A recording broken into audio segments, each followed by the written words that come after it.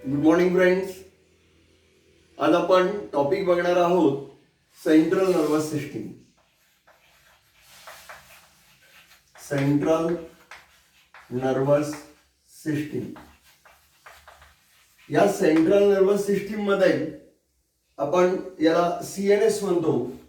आपण पहिल्यांदा चार्ट बघितलेला आहे CNS PNS, central nervous system, peripheral nervous system. Central nervous system मध्ये काय येतं, आज आपण बघणार आहोत ब्रेन आणि स्पायनल कॉर्ड. काय येतं आपल्याला, ब्रेन आणि स्पायनल कॉर्ड यांच्याविषयी बघणार आहोत आपण सेंट्रल नर्वस सिस्टीम मध्ये. ओके, पहिला पार्ट येतो तो म्हणजे ब्रेन आणि दुसरा पार्ट येतो तो म्हणजे स्पायनल कॉर्ड. Spinal cord. आता या स्पायनल कॉर्ड बद्दल इन्फॉर्मेशन घ्यायची आहे, आपण ब्रेन बद्दल इन्फॉर्मेशन घ्यायची आहे. आता इथून ब्रेनला आपण ब्रेन नाही म्हणायचं, एनसेफॅलॉन म्हणायचं. एनसेफॅलॉन. एनसेफॅलॉन. एनसेफॅलॉन मीन्स ब्रेन. आता ह्या एनसेफॅलॉन बद्दल आपण काय काय बघायचं आहे बघा. याचे मेनली 3 पार्ट्स केलेले आहेत. हे याच्यापूर्वी तुम्हाला झालेलं असेल. ओके, फोर ब्रेन, दुसरं दिलेलं आहे मिड ब्रेन आणि तिसरं दिलेलं आहे hind brain. Four brain, mid brain आणि हाइंड ब्रेन. आता याच्यामध्ये काय काय येतं, फोर ब्रेन मध्ये काय येतं, मिड ब्रेन मध्ये काय येतं, हाइंड ब्रेन मध्ये काय येतं. फोर ब्रेन मध्ये ऍक्च्युली भाग येतो तो म्हणजे एक येतो ऑल्फॅक्टरी लोब, दुसरा येतो डायनसेफॅलॉन आणि तिसरा येतो सेरेब्रम. ओके, या मिडब्रेन मध्ये एक भाग येतो क्रुरा सेरेब्री आणि दुसरा येतो कॉर्पोरा क्वाड्रिजेमिना. Corpora quadrigemina. आणि हाइंडब्रेन मध्ये येतो, एक येतं पॉन्स, दुसरं येतं मेडुला ऑब्लॉंगेटा आणि तिसरा पार्ट येतो सेरेबिलम. हा बेसिक चार्ट आहे एनसेफॅलॉनच्या related, fore brain, mid brain आणि हाइंड ब्रेन. आता गंमत अशी आहे की एनसीईआरटी मध्ये हाइंड ब्रेनचा part pons, medulla oblongata, cerebellum means small brain हा दिलेला आहे. मिड ब्रेन मध्ये त्यांनी मोस्टली कॉर्पोरा क्वाड्रिजेमिना तुम्हाला एक्सप्लेन केलंय आणि फोर ब्रेन मध्ये त्यांनी ऑल्फॅक्टरी लोब हे एक्सप्लेन केलेलं नाही. डायनसेफॅलॉन इज इक्वल टू जे काही येतं, diencephalon is equal to epithalamus plus thalamus plus hypothalamus. हा जो पार्ट आहे यातला फक्त थॅलॅमस आणि हायपोथॅलॅमस हाच पार्ट एक्सप्लेन केलाय आणि सेरेब्रम एक्सप्लेन केलेला आहे. फोर ब्रेन मध्ये according to NCERT only thalamus, hypothalamus आणि सेरेब्रम हे 3 पार्ट एक्सप्लेन केलेले आहेत. डायनसेफॅलॉन आणि ऑल्फॅक्टरी लोब घेतलेलं नाही. मिड ब्रेन मध्ये कॉर्पोरा क्वाड्रिजेमिना घेतलेला आहे. ओके, आणि हाइंड ब्रेन मध्ये मात्र पॉन्स, मेडुला ऑब्लॉंगेटा आणि सेरेबिलम हा पार्ट घेतलेला आहे. आता याच्यामध्ये ऍडिशनल इन्फॉर्मेशन कुठली आहे, काय घेतलेलं आहे, कशावरती जास्त स्ट्रेस ह्या एनसीईआरटीने दिलेला आहे हे आपल्याला बघायचं आहे आणि मग आपण स्पायनल कॉर्डला जाणार आहोत. आता वन बाय वन बघू आपण. या ब्रेन मध्ये, एनसेफॅलॉन मध्ये, फोर ब्रेन मध्ये ऑल्फॅक्टरी लोब काय आहे एक माहिती असावं, ऍडिशनल इन्फॉर्मेशन आहे म्हणून आपण बघू पहिल्यांदा काय आहे हे. ऑल्फॅक्टरी लोब काय आहे. ऑल्फॅक्टरी लोब हे 2 प्रकारे असतात. ऑल्फॅक्टरी ट्रॅक, याला ऑल्फॅक्टरी ट्रॅक म्हणतात. हा ऑल्फॅक्टरी बल्ब आहे. याला ऑल्फॅक्टरी बल्ब असं म्हणलं जातं आणि याला ऑल्फॅक्टरी ट्रॅक्ट असं म्हणलं जातं. ऑल्फॅक्टरी बल्ब आणि ऑल्फॅक्टरी ट्रॅक या दोघांना मिळून ऑल्फॅक्टरी लोब असं म्हणलं जातं. हा रेफरन्स तुम्हाला क्रॅनियल नर्व्स मध्ये जाणार आहे आणि याचं फंक्शन आहे सेन्स ऑफ स्मेल. हे ह्युमन बिईंग मध्ये वेल डेव्हलप्ड नसतं, लोअर ॲनिमल्स मध्ये वेल डेव्हलप असतं. संपलं. ऑल्फॅक्टरी बल्ब, ऑल्फॅक्टरी ट्रॅक. ओके, हा जो आपला ब्रेन आहे हा जर उचलला तर आईच्या बरोबर इथे ओके हे आपल्याला ऑल्फॅक्टरी बल्ब आणि ऑल्फॅक्टरी ट्रॅक दिसतील. यांचं function sense of smell. Finish. हा पार्ट संपला. हा पार्ट तुमच्या एनसीईआरटी मध्ये जर तुम्ही बघितलात तर एनसीईआरटी मध्ये बघा मी सांगतो एनसीईआरटी मध्ये काय केलेलं आहे. एनसीईआरटी मध्ये page number 320 central nervous system.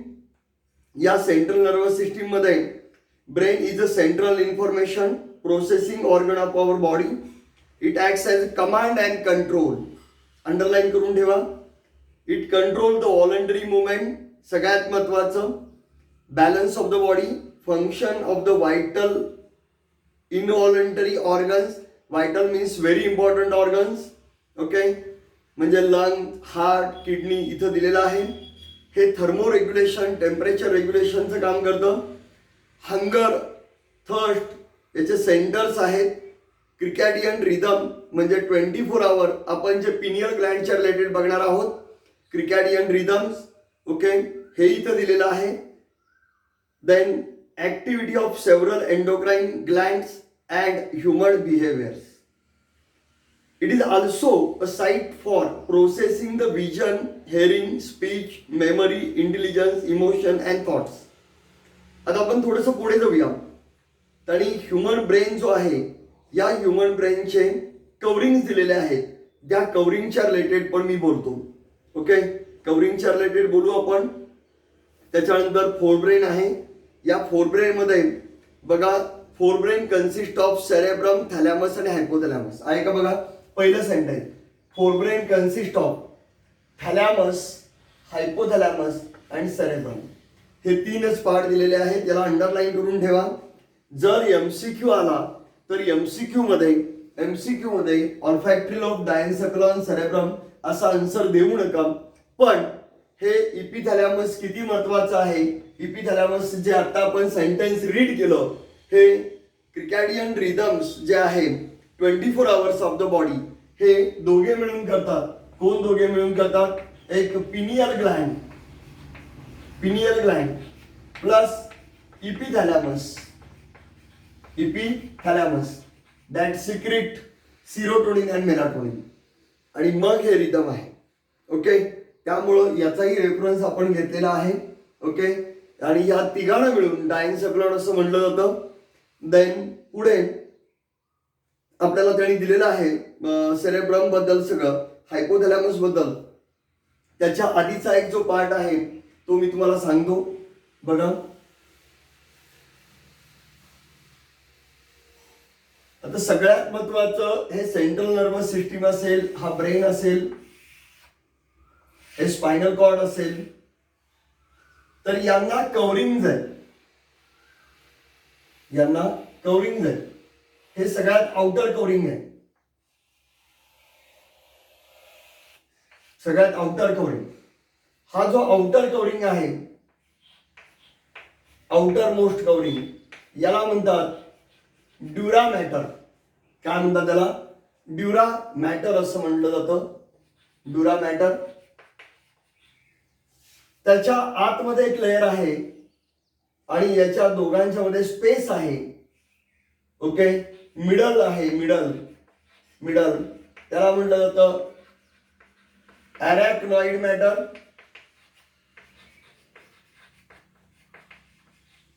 आणि तिसरं इनर आहे जे ब्रेनला अडरंट आहे. ओके, अटॅच आहे, त्याला म्हटलं जातं पाया मॅटर.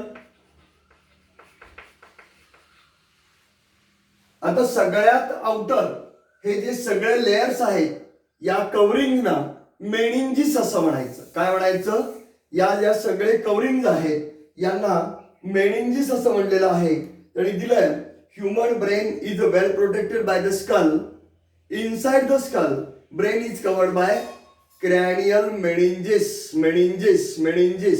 इथं दिलेलं आहे. त्या पद्धतीने आपण जाऊ. इथं ऍडिशनल इन्फॉर्मेशन मला तुम्हाला एक सांगायची आहे.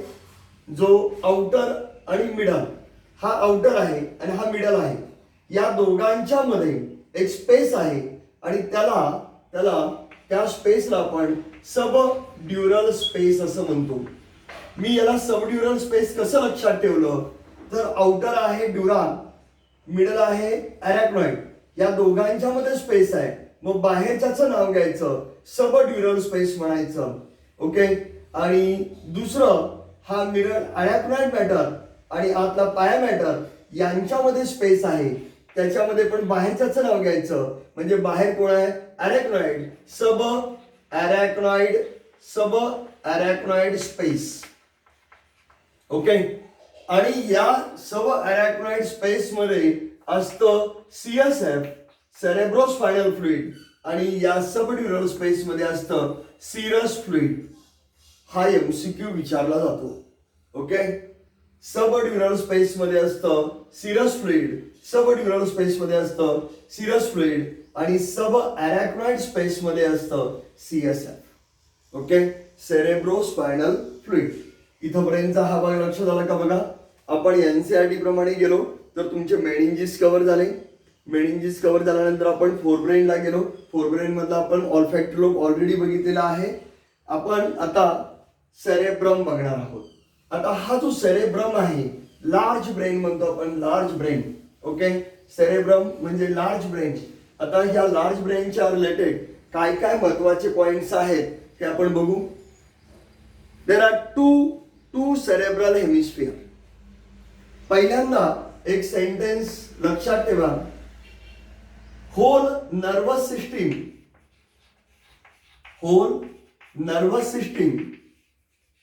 is made up of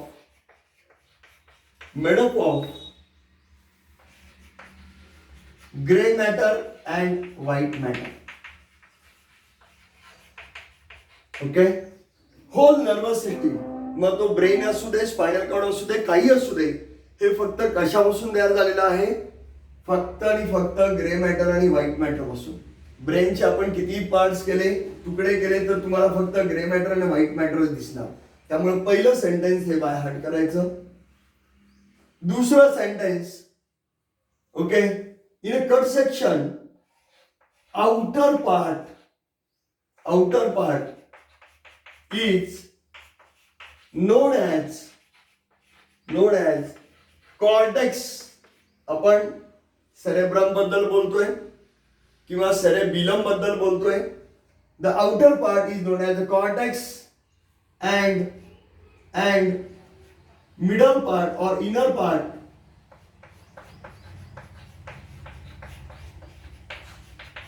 is known as the medulla. हे दोन सेंटेन्स. मग जर आपण सेरेब्रम कट केला तर सेरेब्रल कॉर्टेक्स हा वर्ड सारखा जाणार आहे. म्हणून मी तुम्हाला सांगितलं, समजा हा सेरेब्रम आहे, तुम्ही कट केला तर हा आउटर पार्ट जो आहे, या आउटर पार्टला म्हणणार आहे सेरेब्रल कॉर्टेक्स आणि इनर पार्टला म्हणणार आहेत सेरेब्रल मेडुला. काय म्हणणार आहेत? Cerebral medulla. हा जर सेरेब्रम असेल तर, ओके, हा जर सेरेबिलम असेल, ओके, सेरेबिलम या पद्धतीने येणार आहे. सेरेबिलम या पद्धतीने डायग्राम येते याची. ओके. याचा कट सेक्शन घेतला तर cerebellar hemisphere, cerebral, okay, cerebral cortex. Okay. हा, त्याच्यानंतर आपण पुढे जाऊ. जरा आपण nervous system made up of grey matter आणि व्हाईट मॅटर. मग ग्रे का, व्हाईट का, ग्रेच कलर का आला, व्हाईटच कलर का आला, त्याचंही तुम्हाला आन्सर NCERT मध्ये दिलेलं आहे. दुसरं, तुम्हाला कॉर्टेक्स आणि मेडुला बद्दल सांगितलेलं आहे. तिसरा पार्ट जे तुम्हाला आपण लोकोमोशन मध्ये बघितलं होतं, आपण याला लोकोमोशन मध्ये बघत असताना याला आपण फ्रंटल लोब असं म्हणतो. Frontal frontal frontal. हा आहे परायटल, हा आहे ऑक्सिपिटल आणि हा आहे टेम्पोरल. बरोबर आहे. फ्रंटल, परायटल, ऑक्सिपिटल आणि टेम्पोरल. आता याच्यामध्ये आपण त्यावेळेला सल्कस पण बघितलं होते. सल्कस, सेंट्रल सल्कस, बरोबर आहे का. Parieto occipital sulcus, lateral sulcus. Okay, हे सल्कस आपण बघितले होते. सल्कस म्हणजे खाच असणे. सगळ्यात महत्वाचं, हा जो सेरेब्रम आहे याच्यावरती सल्काय आणि गायराय असतात. असे फोल्ड असतात. फोल्ड, सल्काय आणि गायराय असतात, फोल्ड असतात. हे इथं मेन्शन केलेलं आहे. ओके, तुम्हाला इथं दिसेल की फोरब्रेन मध्ये काय काय मेन्शन केलेलं आहे. फोरब्रेन मध्ये बघा, आपण इथं रीड करू म्हणजे तुमच्या लक्षात येईल. मी तुम्हाला सांगतो की cerebrum from the major part of the human brain, म्हणजे 80% पार्ट हा सेरेब्रमच असतो. सेरेब्रम मध्ये 2 पार्ट्स असतात. 2 सेरेब्रल हेमिस्फियर, म्हणजे समजा हा राईट असेल, ओके, तर हा लेफ्ट असतो. हा राईट सेरेब्रल हेमिस्फियर आणि हा लेफ्ट सेरेब्रल हेमिस्फियर. ओके, हा राईट सेरेब्रल हेमिस्फियर म्हणजे आपल्या जे ब्रेन आहे त्याचे 2 भाग येतात. हा एक आहे राईट आणि हा एक लेफ्ट. असे 2 भाग एकत्र येतात. 2 cerebral hemisphere are connected with each other by corpus callosum. Okay, हे 2 पार्ट कशाने जोडले गेले आहेत. कॉर्पस कॅलोझम हा वर्ड तुम्ही पाठ करायचा आहे. कॉर्पस कॅलोझम, बघा लक्ष द्या, हा वर्ड तुम्ही पाठ करायचा आहे. कॉर्पस कॅलोझमनी 2 cerebral hemisphere, 2 cerebral hemisphere, 2 cerebral hemisphere, 2 cerebral hemisphere are connected with each other by corpus callosum. हे सेंटेन्स. दुसरं सेंटेन्स तुम्हाला दिलेलं आहे त्यांनी की सेरेब्रल कॉर्टेक्स आहे का बघा. Cerebral cortex is called, cerebral hemisphere is called cerebral cortex. Okay, outer covering and thrown into the prominent fold. त्याला फोल्ड आहेत. ओके, मी ते तुम्हाला सांगितलं की सल्काय आणि गायराय असं म्हणतात. पण cerebral cortex is referred as a grey matter. Cerebral cortex refer as a grey matter. Okay, grey matter. का बरं ग्रे मॅटर म्हणलेलं आहे, पुढे दिलेलं त्यांनी. Due to the greyish appearance the neuron cell bodies are considered here giving the colour. Okay, cell bodies आहेत. Cell bodies जे cell bodies आहेत, न्यूमरस सेल बॉडीज आहेत म्हणून तो ग्रे मॅटर आहे. ओके, न्यूमरस सेल बॉडीज आहेत म्हणून grey matter आहे. आता राहिलं cerebral medulla. Okay, cerebral medulla. इथे येणार आहे व्हाईट मॅटर. आता व्हाईट मॅटर कशामुळे आहे तेही दिलेलं आहे. Cerebral cortex contain a motor area, जो बाहेरचा पार्ट आहे. बाहेरच्या पार्ट मध्ये मोटार एरिया असणार आहे, सेन्सरी एरिया असणार आहे. सगळे एरिया दिले, एरियाज ऑफ द ब्रेन. एक असणार सेन्सरी, एक असणार मोटार. सेन्सरी म्हणजे काय, sense organ to brain. Motor म्हणजे काय, brain to effector, not sense organ, brain to effector. आणि दोघांच्या मध्ये असोसिएशन एरिया तेही त्यांनी दिलेलं आहे. ओके, पुढे आपण गेलो तर तुम्हाला त्यांनी दिलंय की व्हाईट मॅटर खाली आहे बघा. They give an opaque white appearance layer. Okay, opaque white appearance in layer, that is a white matter. आहे का, दिलेलं आहे तिथं व्हाईट मॅटर. द फायबर्स, त्याच्या वरचा पॅरावाचा म्हणजे लक्षात येईल. Fibres of the tract are covered with myelin sheet.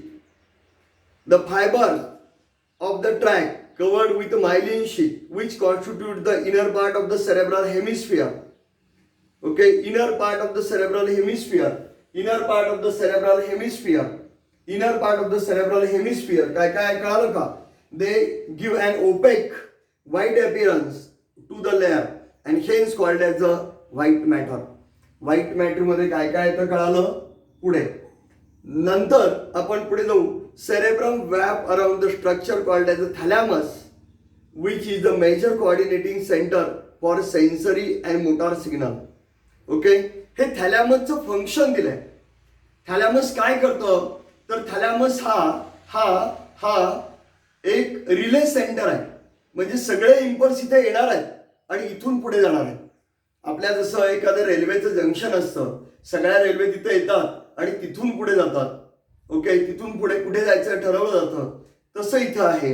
हा जो थॅलॅमस आहे म्हणून एक सेंटेन्स दिलं इथं थॅलॅमसच्या रिलेटेड. काय दिलेलं आहे थॅलॅमसच्या रिलेटेड सेंटेन्स, हे खूप महत्वाचं आहे बघा. Thalamus which is the major coordinating centre, coordination, एकमेकांचं कोऑर्डिनेशन ठेवायचं काम करतं.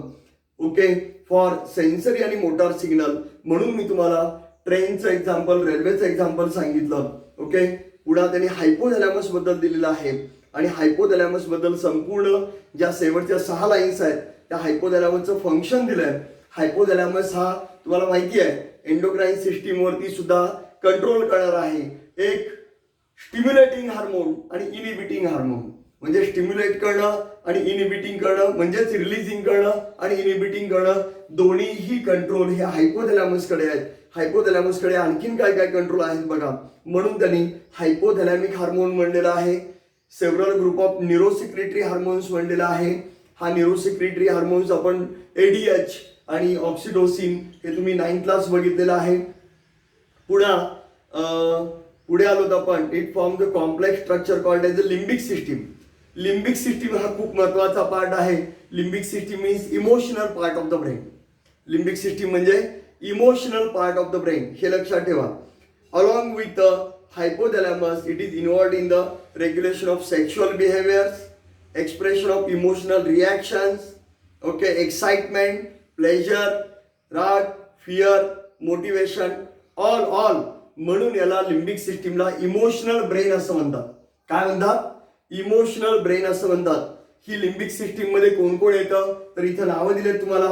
हिपोकॅम्पस, हा हिपोकॅम्पस वेगळा.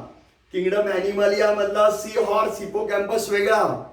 लक्षात घ्या, कन्फ्युजन करू नका. ओके, इवन दो बायोचं जर बुक बघितलं तर बायोच्या बुक मध्ये पहिल्या पेज वरती हिपोकॅम्पसचं पिक्चर आहे. ते हिपोकॅम्पसचं पिक्चर का दिलेलं आहे हेही बघा. ओके, हिपोकॅम्पसचं पिक्चर बायोच्या पहिल्या पेजवर दिलेलं आहे. किंगडम ॲनिमलिया मध्ये सगळे ॲनिमल्स आहेत, पण त्यातलं सगळे ॲनिमल्स बाजूला काढून फक्त हिपोकॅम्पसचं पिक्चर का दिलेलं आहे हेही बघा. पुढे म्हणजे लिम्बिक सिस्टीम मध्ये एक येतं हिपोकॅम्पस, दुसरं येतं ॲमिग्डाला. ओके, मॅमिलरी बॉडी हे इथं दिलेलं नाही आहे. ओके, आणि अँटेरियर न्यूक्लियस ऑफ द थॅलॅमस, असे 4-5 पार्ट मिळून हा लिम्बिक सिस्टीम होतो. ओके, आता इथं तुम्हाला ॲमिग्डाला हा वर्ड केलेला आहे. हा ॲमिग्डाला वर्ड हा हेल्थ अँड डिसीज मध्ये सुद्धा जाणार आहे. Health and disease. Okay, amygdala part आणि cognitive part. Amygdala part is a faster than the cognitive part of the brain. Cognitive part of the brain, cognitive part पेक्षा amygdala part जर faster पळायला लागला, okay, तर सगळं बिघडतं. सगळं बिघडतं. आपण इमोशनली डिस्टर्ब होतो. म्हणून म्हटलेलं आहे हेल्थ अँड डिसीज मध्ये, अडोलसंट एज मध्ये मूड स्विंग, सतत मूड स्विंग होत असतो. आता वाटत असतं आपल्याला अभ्यास करावा, स्टडी करावा, बायोचा स्टडी करावा. बायोचा स्टडी करायला बसल्यावरती थोड्या वेळाने वाटतं नाही माझं फिजिक्स राहिलंय, फिजिक्स करतो. ओके, थोड्या वेळाने असं वाटतं नाही फिजिक्स राहू दे, केमिस्ट्री करतो, केमिस्ट्री जरा इझी आहे. म्हणजे मूड स्विंग होत असतो आणि ह्या मूड स्विंग साठी आपल्याला ॲमिग्डाला पार्ट हा महत्वाचा रोल करत असतो. इथपर्यंत हा पार्ट कळाला का बघा. त्याच्यानंतर आपण जाणार आहोत मिड ब्रेनला. ओके, आता ह्या मिड ब्रेन मध्ये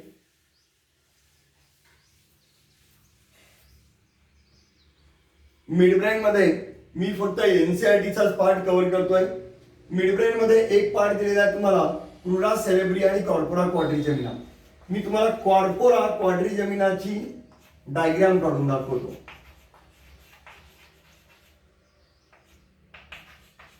कॉर्पोरा क्वाड्रिजेमिना याच्यामध्ये हे दोन ऑप्टिक्स आहेत. ओके, हे दोन ऑप्टिक्स आहेत. ह्या ऑप्टिक नर्व आहेत.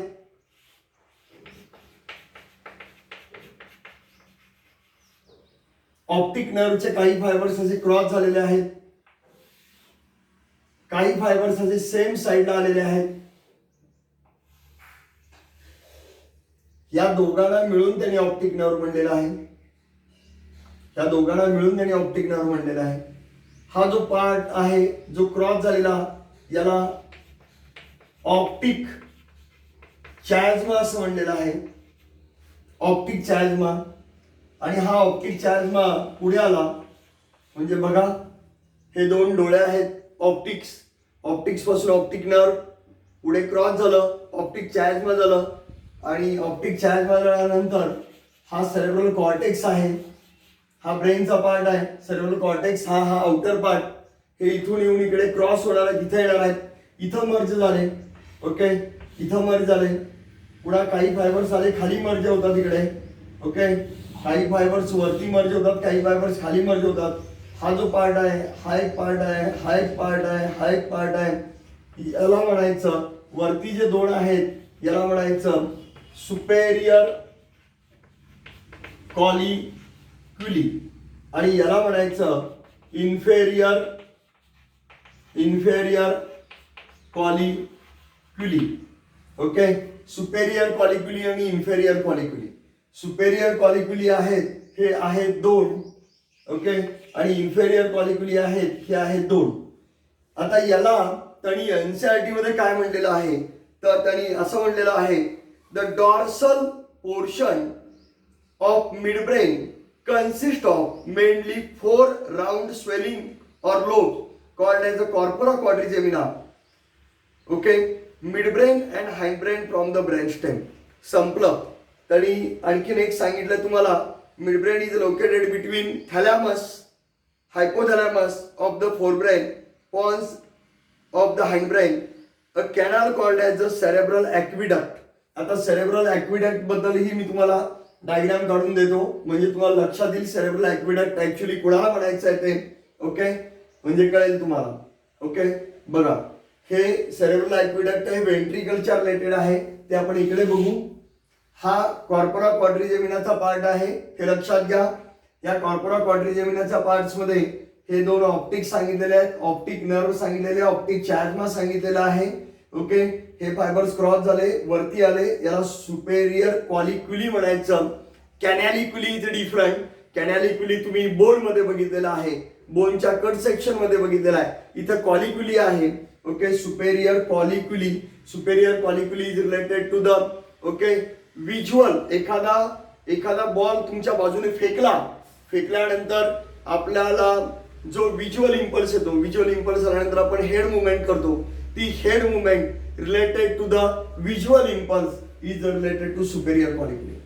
ओके, म्हणजे आपल्या दिशेने कोणीतरी असा एखादा चेंडू फेकला की आपण हेड मुवमेंट करतो.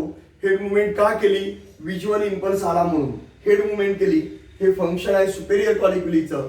आणि समजा आपल्याला कोणीतरी इकडून हाक मारलेली आहे, बोलवलेलं आहे, तर आपण इकडे बघतो म्हणजे हेड मुवमेंट करतो related to the auditory.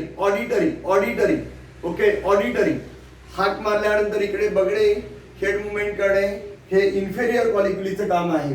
Okay, superior कॉलिक्युलीचं रिलेटेड टू द व्हिज्युअल आणि इन्फेरियर कॉलिक्युलीचं रिलेटेड टू द ऑडिटरी. बघा हा पार्ट तुम्हाला खूप महत्वाचा आहे, हा तुम्हाला विचारला जातो. आणखीन जे ॲक्विडक्टच्या रिलेटेड वगैरे आलं त्याला वेंट्रिकल्स ऑफ द ब्रेन असं म्हटलं जातं. आणि ह्या वेंट्रिकल्स ऑफ द ब्रेन मध्ये हा फर्स्ट वेंट्रिकल आहे, हा सेकंड वेंट्रिकल आहे. म्हणजेच हे दोन पार्ट्स आहेत. हे सेरेब्रमचे दोन पार्ट, हा राईट सेरेब्रल हेमिस्फिअर, हा लेफ्ट सेरेब्रल हेमिस्फिअर. हा राईट सेरेब्रल हेमिस्फिअर, हा लेफ्ट सेरेब्रल हेमिस्फिअर. हे दोन पार्ट्स एकत्र आले. ओके, त्याच्यानंतर हे वेंट्रिकल्सची डायग्राम काढतोय आपण. यालाच आपण फर्स्ट आणि सेकंड वेंट्रिकललाच आपण लॅटरल वेंट्रिकल असं म्हणतो. ओके, लॅटरल वेंट्रिकल असं म्हणतो. या लॅटरल वेंट्रिकल नंतर एक येतं त्याला आपण थर्ड वेंट्रिकल असं म्हणतो. आणि थर्ड वेंट्रिकल नंतर येतं त्याला आपण फोर्थ वेंट्रिकल असं म्हणतो. बघा फोर्थ वेंट्रिकल. ओके, हे वेंट्रिकल्स आहेत, वेंट्रिकल्स. इथं lateral ventricle to third ventricle. Okay, foramen of Monro okay, foramen of Monro, आणि इथं third ventricle to fourth ventricle item. ही एक वेंट्रिकलची ॲडिशनल डायग्राम आहे. ओके, त्याच्यानंतर आपल्याला त्यांनी हाइंडब्रेन सांगितलेलं आहे, आणि ह्या हाइंडब्रेनमध्ये बघा, हाइंडब्रेनमध्ये पॉन्स, सेरेबिलम आणि मेडुला ऑब्लॉंगेटा. ओके, एक ॲडिशनल इन्फॉर्मेशन सांगतो की सेरेबिलम मध्ये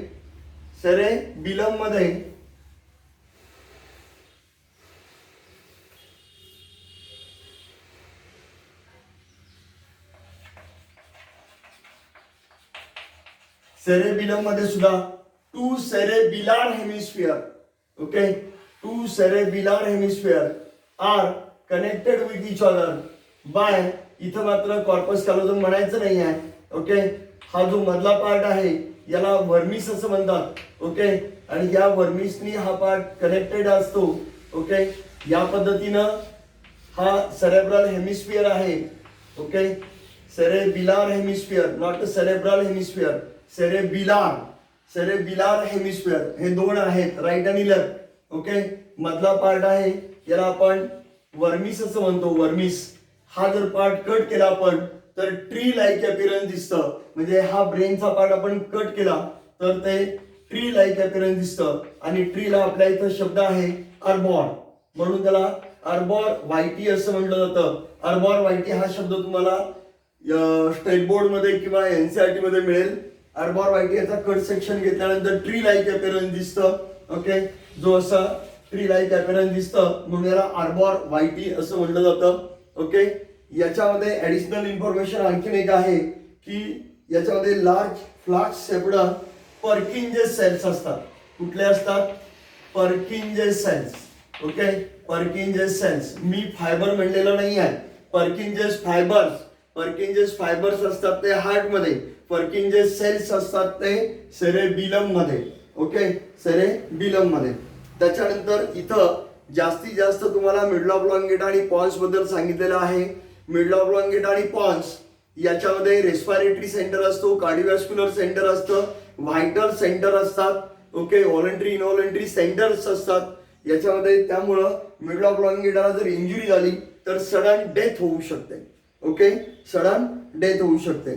आणखीन त्यांनी इथं दिलेलं आहे cerebellum has a very convoluted surface in order to provide additional space for many more neurons. Okay, त्याच्यानंतर इथं ब्रेनचा हा भाग आपल्याला त्यांनी सांगितलेला आहे. Okay, cerebrum, cerebellum, okay, medulla oblongata, pons. आणखीन याच्यामध्ये तुम्हाला काही डाऊट्स आहेत का? बघा, डाऊट्स असतील तरी विचारा मला.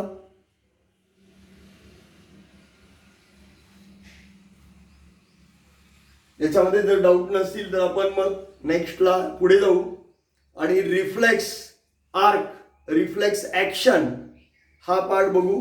पण एनसीईआरटी मध्ये माझं पर्सनल मत आहे की एनसीईआरटी सोडून आणखीन तुम्ही स्टेट बोर्ड मध्ये दिलेलं नर्वस सिस्टीम ॲडिशनल पार्ट्स खूप करणं गरजेचं आहे. ओके, याच्यामध्ये इन्फॉर्मेशन थोडीशी कमी दिलेली आहे. जेवढी इन्फॉर्मेशन त्यांनी दिलेली आहे त्याच्या रिलेटेड तो पार्ट्स आपण पोर्शन कव्हर केलेला आहे. पण याच्याही पलीकडं तुम्ही स्टेट बोर्ड मधली इन्फॉर्मेशन घेणं गरजेचं फार आहे.